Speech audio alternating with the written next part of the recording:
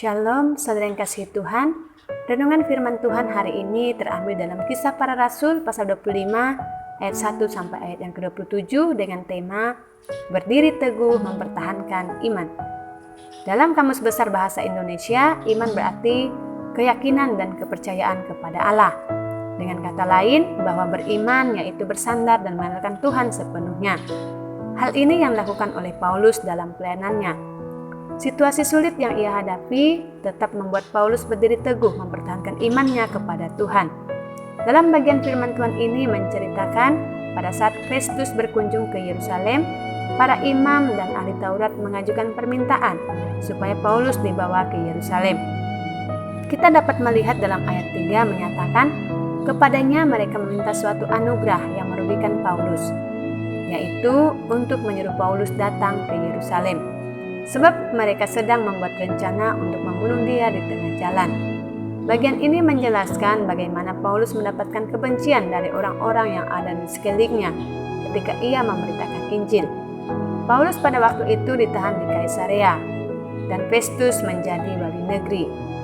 Festus pada waktu itu tidak menyetujui permintaan dari para imam dan ahli Taurat, ayat 4 dan 5. Akan tetapi ternyata pendirian dari Festus berubah dalam hitungan hari karena dia ingin mengambil hati orang Yahudi.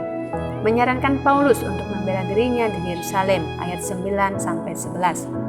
Akan tetapi melalui peristiwa yang dialami oleh Paulus, ia tidak mengalami ketakutan sekalipun mendapatkan penghakiman dari orang-orang yang membencinya.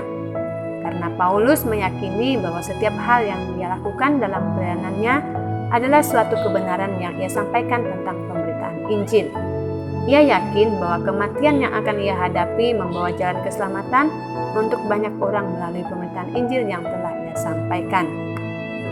Ketidaktakutan Paulus terlihat dalam ayat 10-11 dengan tegas ia berkata, "Aku sekarang berdiri di sini di hadapan pengadilan Kaisar dan disinilah aku harus dihakimi.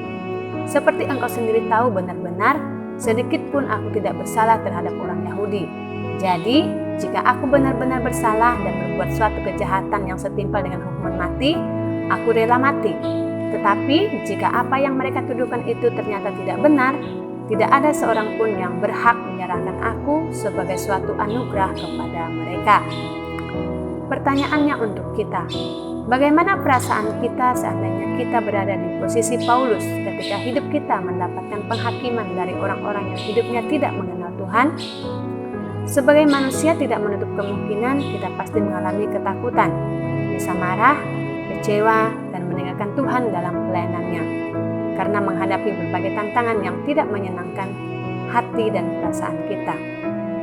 Lalu, bagaimana dengan Paulus? Apakah peristiwa yang Paulus hadapi sangat mudah untuk ia jalani dalam hidupnya? Tentu saja tidak mudah. Paulus tidak merasa takut karena ia menyampaikan kebenaran tentang keselamatan Injil. Hal inilah yang menjadikan Paulus tetap mengandalkan Tuhan dalam pelayanannya.